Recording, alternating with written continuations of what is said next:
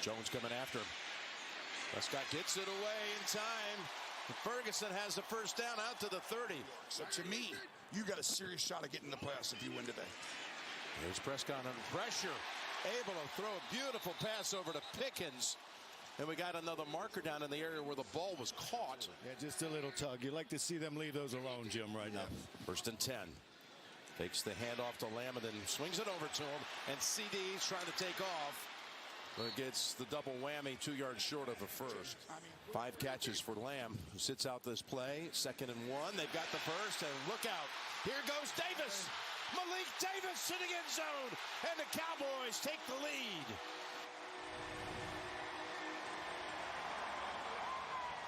I want you to watch the fullback, Lipke right here. Gets in there, takes on Bolton. But it was really the fact that Kansas City hadn't seen that formation. On a short week, you don't get to rep it. He's trying to get a sack of his old college teammate from Mississippi State, Dak Prescott, who we got a number of times the last time they played. That is Kareem Hunt for a first down. After the trade, 2 games played, he's been dominant in these situations. Mahomes able to slip out of it. Still has it. Cowboys, they hand it off. Williams. I don't like that. He's going to pick up. You know, we fumbled 8 one yards. time, like 2008 or 9. When our numbers guy is out, the deals are the most affordable.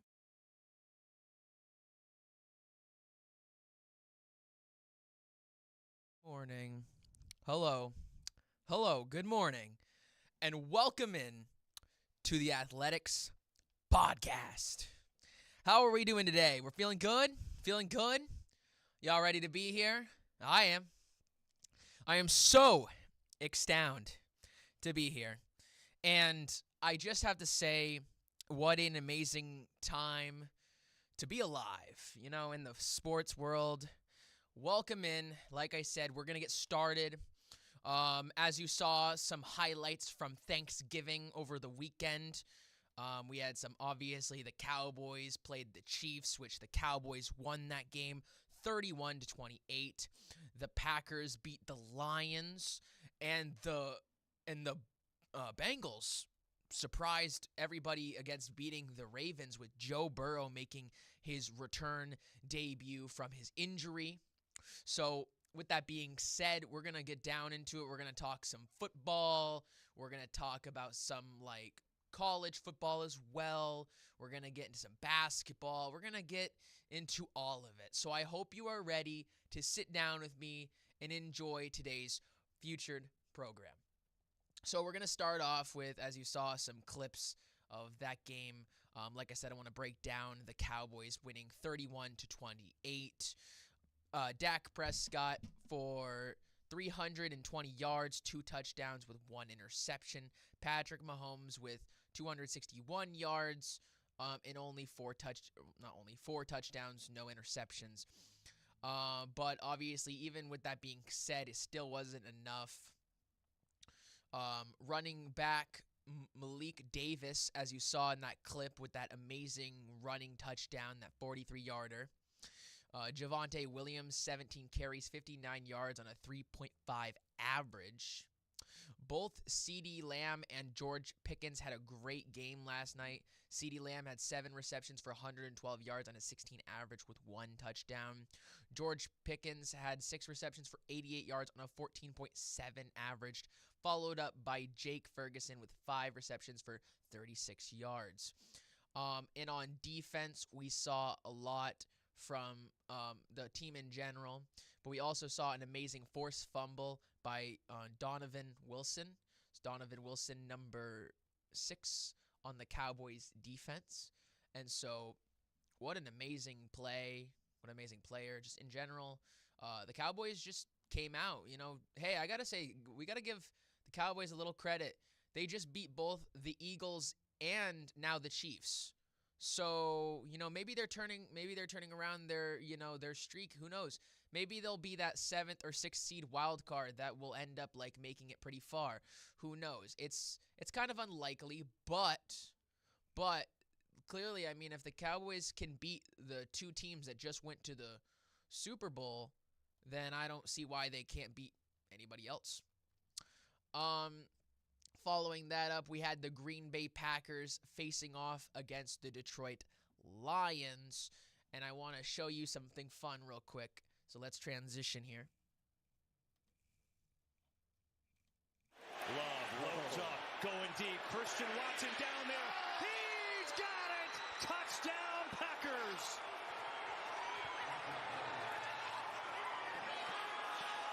What a concept. Watson one-on-one. On Robertson to out and then to up. And that ball's just in the air such a long time.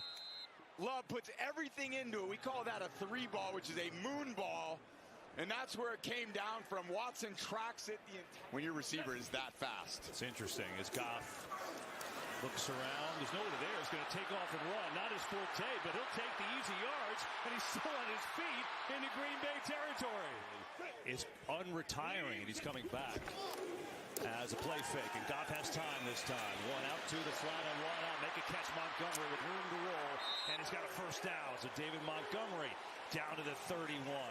It even gives the play caller more reasons to call downfield throws. You know you're still going to make yards.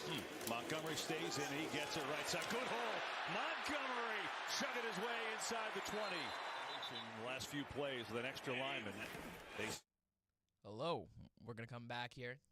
I hope you enjoyed those plays from Montgomery and also Christian Watt. Christian Watt with that amazing touchdown. I feel like that touchdown really sealed the game for them, really got them in the driver's seat where they needed to be. And so, as I said before, Packers finished the game 31-24. Just amazing stuff from them on their side of the ball. And it's actually quite a great rivalry matchup. Both Detroit and the Packers are doing quite well this year. It's kind of funny because the Vikings and Bears kind of swapped places this year in terms of last year.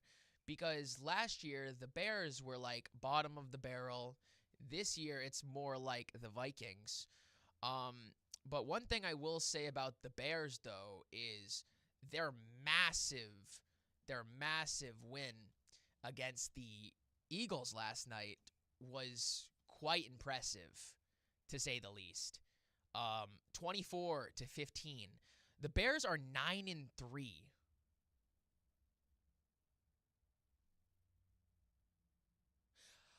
Process that with me for a minute. The Bears, Chicago, they're 9-3.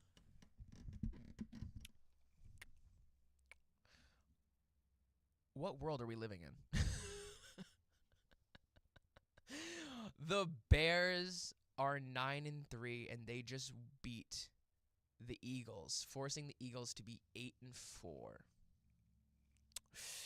Wow. So not only has the Patriots been very surprising, but the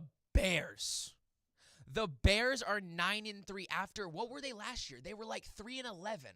Hold on. I need to confirm this. They were like terrible last year. They were awful. Record. Sorry.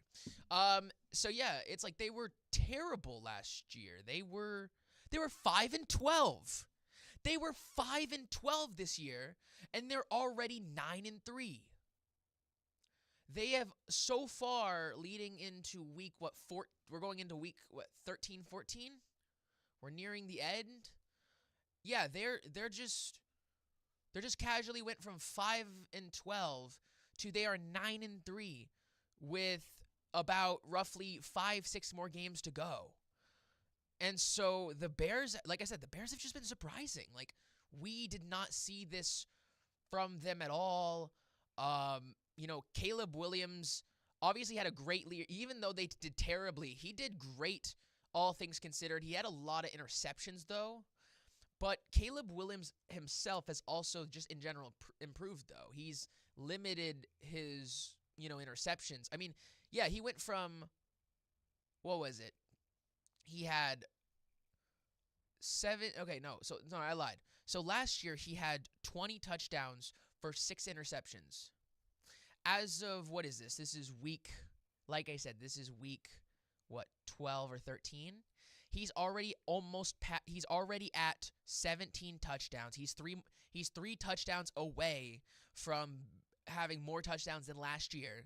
He only has 5 interceptions. He may throw more interceptions than last year, but his passing rating is up by 0.6% from last year. He's also got a solid 58 completion percentage, and he's only about 800 passing yards away from breaking his passing yards of last year of 3,541. He is sitting at 2,722 yards. So with that being said, Caleb Williams alone has already improved in such a small amount of time. And so I'm absolutely amazed. I am blown away by what they have achieved in such little time. It's sporadic, to say the least. It's amazing. It's wonderful to see. Also, the Bears had, in their game against the Eagles, the game was close up until the fourth quarter. It was 10-9. It was 10-9 for a majority of the game up until the fourth quarter. And we'll show you that here in a second. We will show you that here now. Only been 40 years, 2nd and 1. Here's Swift on the outside. He gets the first down, backs his way to the 15-yard line. Tackled there by Cooper DeJean. Still, it's a 1-point game. Short drop, quick pass. That's Moore, and he should have the first down with forward progress. DJ Moore making that grab. Here's Monangai. In he goes for the touchdown. They can't stop him. Then they're going to say, hey, we'll give you up some underneath throws. We're going to make you execute for 11 or 12 plays and see if you can finish in the red zone.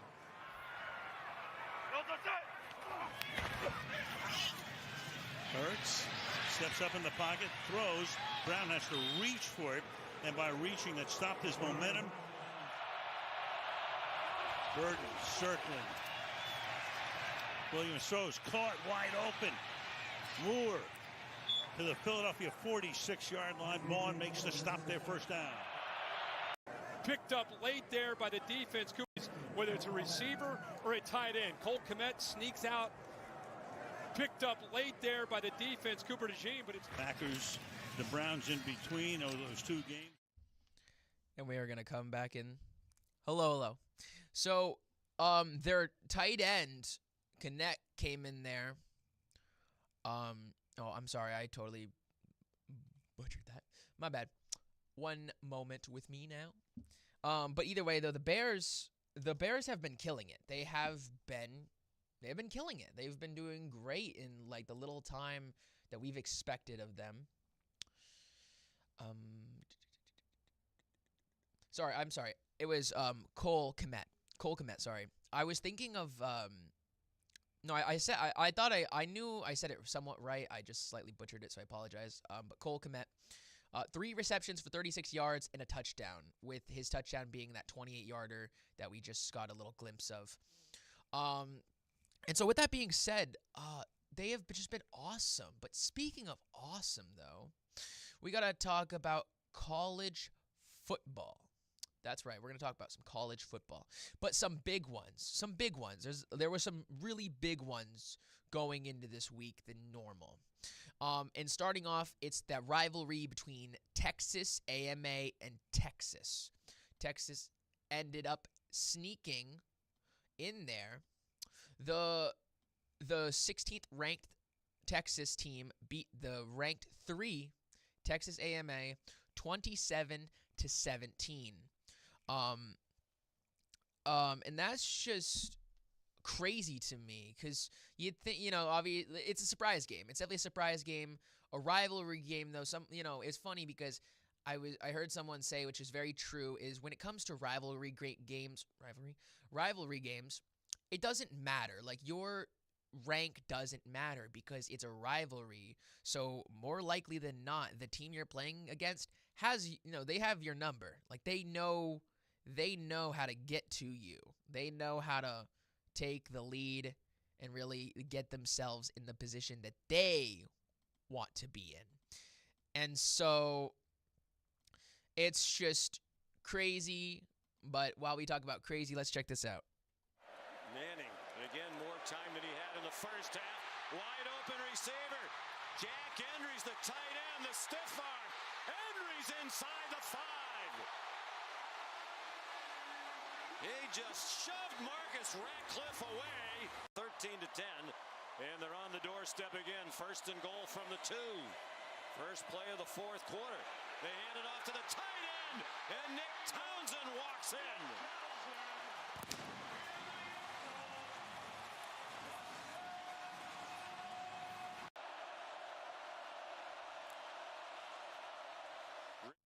Hello, hello. And so we gotta talk about Arch Manning.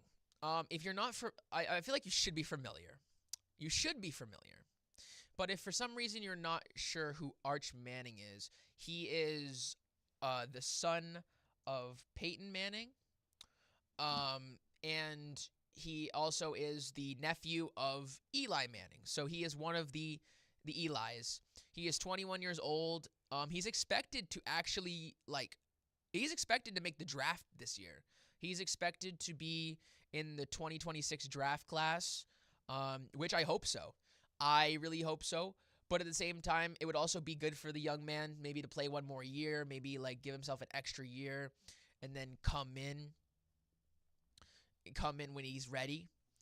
And so I think it's quite amazing to watch this young man grow and just get better as he progresses. And so it's just impressive. It's really impressive. Also, I apologize. I was mistaken. His father's actually Cooper Manning, which I believe he's one of the brothers. Yes, sorry, I'm apologizing. So Cooper Manning is the third brother of Eli Manning and Peyton Manning. So I apologize. I for some reason thought that Arch was one of them, but no. So technically, though, the nephew for both Peyton Manning and Eli Manning is Archie Manning. But either way, though, Archie Manning has been really amazing in the last easily since he's been in college, but last 2 years, we've seen a lot from him. We've seen a lot of progression. We've seen a lot of increase with him, 14 for 29, 179 yards and 1 touchdown. So solid performance. But I mean, when the pressure is high like that is, and you want to beat the team you're playing against that badly, sometimes you make mistakes. But hey, he's doing really well. He's very impressive to say the least. Looking at his stats, let's see if we can take a look at his stats here. I'd like to see his numbers so far. So this year alone, he has thrown he is under 60 yards from 3,000 passing yards, 24 touchdowns, and 7 interceptions. So that's really impressive. The 7 interceptions is not great though, because I don't know. Maybe maybe if he plays one more year in college and then comes in maybe a 2027, but he might. I mean, is he expected? Let's see.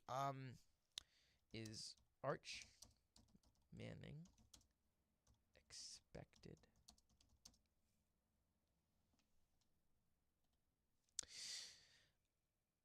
No. Actually, it looks like that he is actually gonna play. It looks like he has discussed that he's gonna play one more year and that he will be a top prospect for 2027. That's better. I think if he plays one more year, because then he'll be by the time he enters the draft in 2027, he'll be 27 or 22, going on 23, which is a good age. I think a solid age. Yeah, he's expected to stay at Texas for 2026 season. He publicly stated that he's going to be there for a while. And so I think it's good.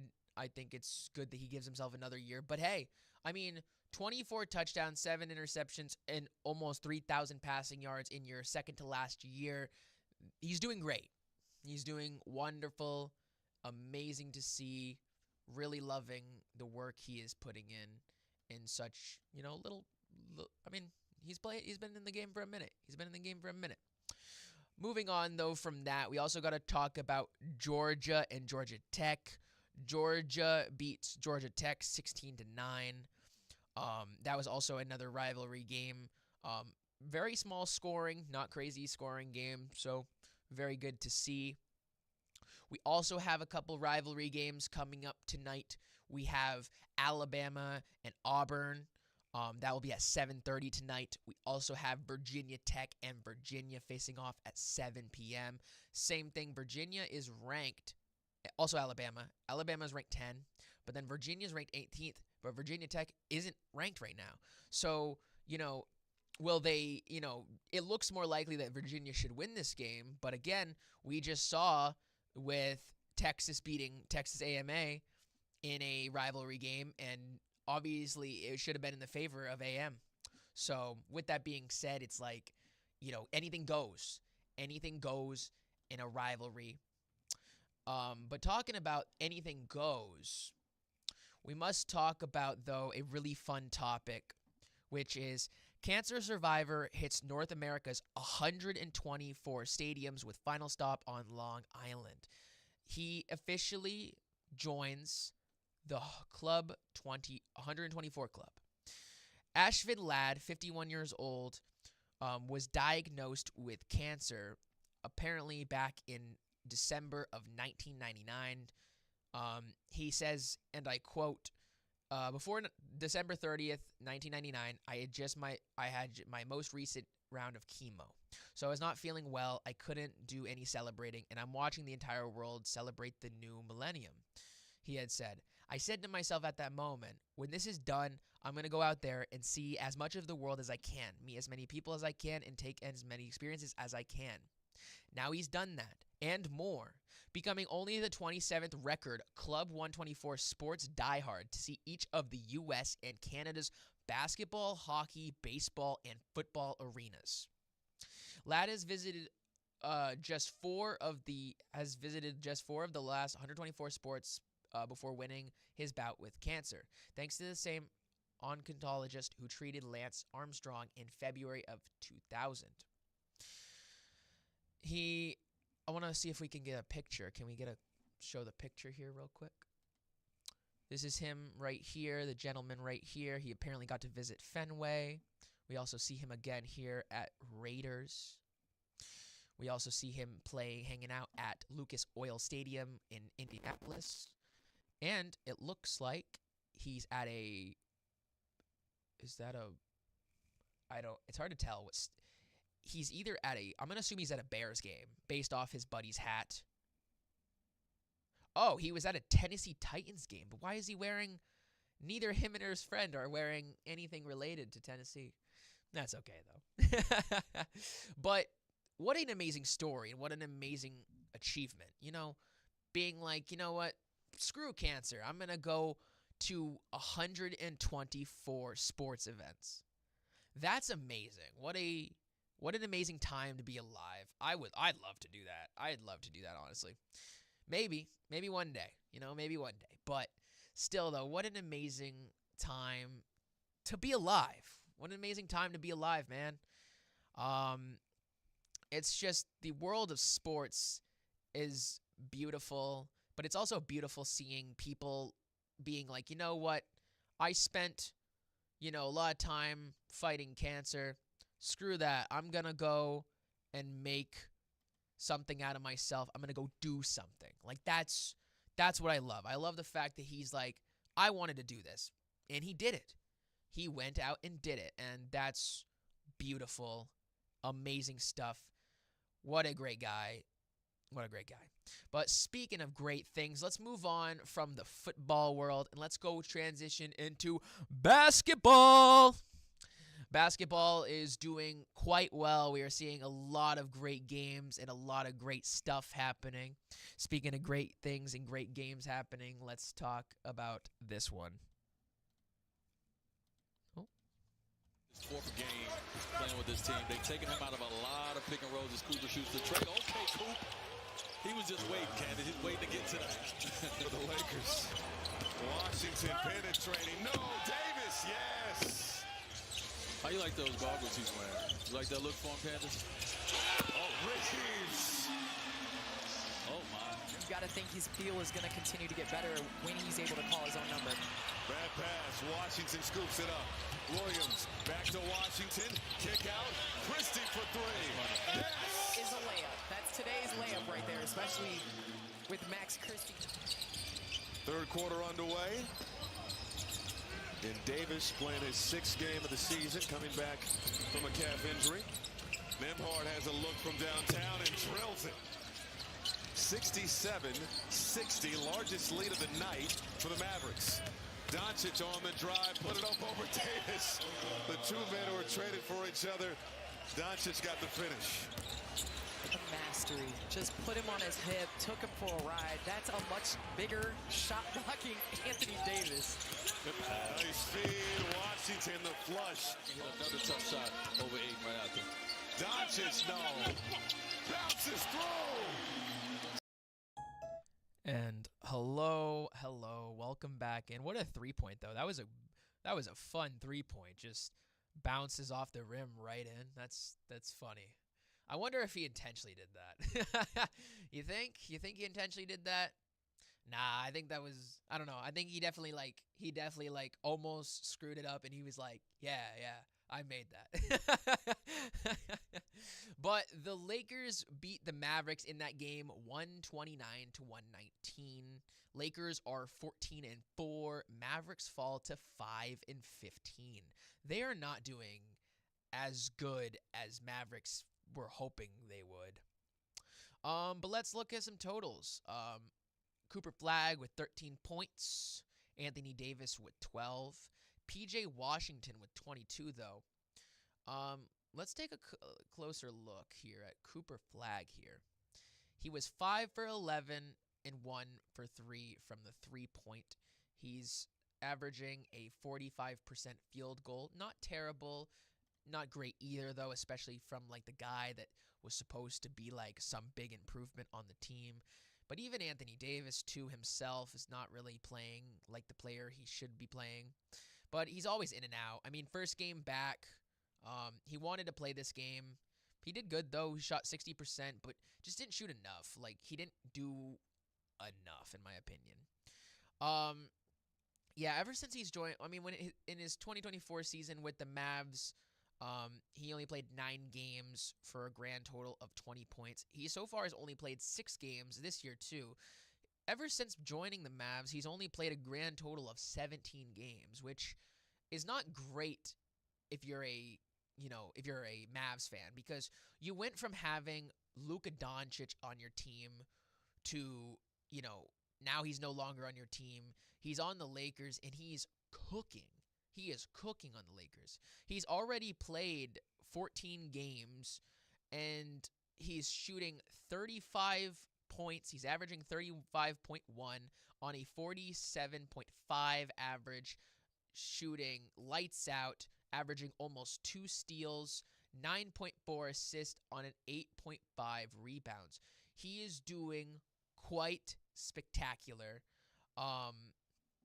He hasn't played this well since his last full season with the Mavericks back in 23-24. Yeah, 23-24 was his last big season with the Mavs. And yeah, he's doing a lot better than most would expect. But like I said, he's averaging 35 points, which actually is so far his most in his career. His highest points averaging in a season was also the 23-24 season, where he averaged almost 34 points, 33.9. And so with that being said, it's just the Lakers have seen absolute dominance, but not just by, Luka, also Austin Reeves, who dropped 38 points on 8 rebounds. LeBron came in, dropping 7 assists with 13 points. LeBron is doing also very well. He's playing a very good role player position. He didn't have too great of a game against the Mavs, but that's okay. Honestly, we've been seeing, we've definitely been seeing a slow start for LeBron. I mean, he's averaging literally 16.5. That is without a doubt the lowest in his career all time. The lowest he's ever averaged in his career was, funny enough, was last year with the Lakers, where he averaged only 24.4 points. He is now averaging 16.5. But at the same time, his assist numbers, though, are looking really good too, though. His assist numbers are up there next to his 2019-2020 Lakers year, where he averaged 10.2 assists. But he's doing, like, playmaking-wise, this has been a great year for him. But this has been quite an interesting year for LeBron and the Lakers, because LeBron has not been this much of a role player in his career ever. He has always been the number one option and the main guy. But if anything, right now, the main guys right now are Luka and Austin Reeves. Austin Reeves and Luka are both putting up crazy numbers. Like Austin Reeves is literally averaging 29.5. He has last year was his best year, and that was 20.2. He is literally averaging 7.4 points more than he did last year. He's doing something we have never seen from him, and he's only getting better and better, because when he joined the Lakers in 21, he was averaging 7.3. Then he's gone up 13, then 15.9, then 20.2, now 28.5. He is getting better and better every year. His field goal has also gone up too. He's averaging 51.6 from the field. He's doing amazing with a 1.3 steal, his best stealing season. It's also his best assist season, and also his best rebounds. This has been, without a doubt, Austin Reeves' best year, and he's doing it all at such a young age. He's 28? 27. He's in his prime. He is 27 years old, and he is averaging, without a doubt, the best numbers he has played all year long. And so with that being said, the Lakers have just looked nothing but dominant. 14-4, just pure dominance from the Lakers. They're second in the West, right under the Thunder, who are 19-1, followed up behind by Rockets 12-4, Spurs 13-5, Nuggets 13-5, and then at 6th place we got the Suns, who are 12-8. Over in the Eastern, we also see the Pistons, who are 15-4, Raptors, who are 14-5, Heat, who are 13-6, Knicks 12-6, Hawks 12-8, and then Cavs 12-8. We see the Celtics, though, down in 9th place. Not terrible. They are if the season were to end right now, they could still make the playoffs. That's not even without Tatum, they're doing quite well. But they need to pick up the pace for sure. But without Jason Tatum, they're still keeping themselves pretty afloat. Definitely not impressive by any means necessary, but that's okay for them. I think that they're just going to get better and better with time. Just give them time, man.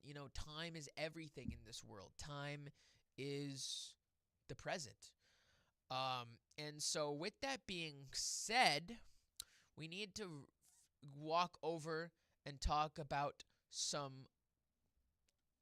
actually, there's one thing we haven't looked at. We could talk about college, actually. Let's talk about college. Yes, we should. College basketball. College basketball has hit quite the high, I think, in terms of views. It's always had views, especially when March comes around, when March Madness. But even early on, this season has been quite interesting for basketball fans. I actually tuned into a game back on Wednesday. I actually tuned into the Gonzaga and Michigan game, where both teams were undefeated. Both teams were undefeated against each other, but even from the start, Michigan had Gonzaga's numbers. At the start of the matchup, Michigan was up. At the start, at one point, they were up 24-6 or something ridiculous. The thing is, Michigan just got a huge lead and pretty much kept it. They were up. They've pretty much, I think the closest Gonzaga got to them in that game was maybe 14 or 15 point difference. And even then, Michigan just had Gonzaga's number. which Michigan, we've seen a lot from them this year. We've seen quite a bit. Just overall impressive. But yesterday's matchups, we saw Eastern Illinois versus number 1 seed Purdue, which Purdue crushed them 109-62. Followed up by Illinois, ranked 13, playing against number 5 UConn, which UConn won that game 74-61. 24th ranked Vanderbilt faces off against St. Mary's CA, which Vanderbilt won 96-71. Providence played off against Florida. Florida ranked 10, beat them 90-78.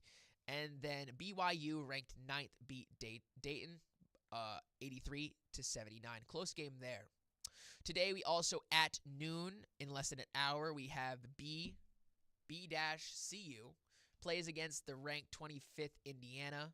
And then ranked 2 Arizona plays against Norfolk State. I feel like that's so unfair. That's an unfair game. But hey, I mean, they're 4-4 though. This Norfolk State is 4-4. They're not terrible. Then tomorrow at 3 p.m. we'll see Wyoming against Texas Tech. But before we move too deep, today's games, we got some also in the NBA. We had some games last night. Magic and Pistons. Magic won 112-109, followed up by the 76ers and the Nets. 76ers won 115-103. Hawks played the Cavaliers. Hawks won 130-123. The Hornets beat the Bulls 123-116. The Knicks beat the Bucks 118-109, followed up by a crushing game. Pacers destroy the Wizards 119-86. The Thunder play the Suns 123-119. The Jazz beat the Kings 128-119. The Spurs and the Nuggets played with a close game, with the Spurs beating the Nuggets 139-136. Obviously the Lakers played the Mavs 129-119, and then finishing off, Grizzlies played the Clippers 112-107. Grizzlies get the emphatic W. I want to look at the Pacers and Wizards game though, 119-86. It's crazy because both teams, it's funny because the Pacers have not had the season that they expected. They went from being champions to they are 3-16. That's right, they are 3-16. But hey, they beat the Wizards, who are 2-16. So, not exactly an ideal game. Interesting, but I mean, Pacers got a good win though. They got a good win. Pascal Siakam dropped 24 points and 11 rebounds. This has definitely not been the season for the Pacers. So, sorry to Pacers fans. But today, though, at 5 p.m., we started off hot with the Celtics and the Timberwolves at 5 p.m., like I said, followed up by Raptors and Hornets, Bulls, Pacers, Pistons, Heat, Nets, Bucks, Pelicans, Warriors, Nuggets, Suns, and Mavs and Clippers. And so we are expected to see some highlights from those games. And then to really wrap us up like a really big bow and a gift as the winter Christmas season is coming, I also want to say happy Thanksgiving. I hope you guys had a great Thanksgiving. I hope everybody had a great time with their family and got to do whatever they wanted to do and just enjoy themselves, Be happy, big love, big respect. But speaking of big deals, tomorrow is Football Sunday! Saints, Dolphins at 1 p.m. Saints, Dolphins, followed up by Texans, Colts, Falcons, Jets, 49ers, Browns, Rams, Panthers, let's go Panthers, Jaguars, Titans, Cardinals, Bucks, Seahawks, Vikings, easy win for Seattle, Bills, Steelers, Raiders, Chargers, Broncos, Commanders at 8:30, and then to finish it off with the Monday night game will be an interesting one. Giants and Patriots. But, I mean, I expect the Patriots to win with the Giants having a lot of injuries. They're still missing Scadaboo, and I think they're also missing Malik Nabers for the season. So, for the Giants, I'm not too worried, though. Honestly, like, if you're a Giants fan, I wouldn't fret because you guys, when healthy, look amazing. I mean, and assuming you guys are going to tank for the rest of the year, you guys are probably going to get a top 3 pick, so you're just going to add more young depth. If I were the Giants, I think I'd go for defense. I think getting a young defensive talent, or if you're going to go offensive, go for an O-lineman. Go for a big boy. Get yourself a big boy that's going to protect Jackson Dart.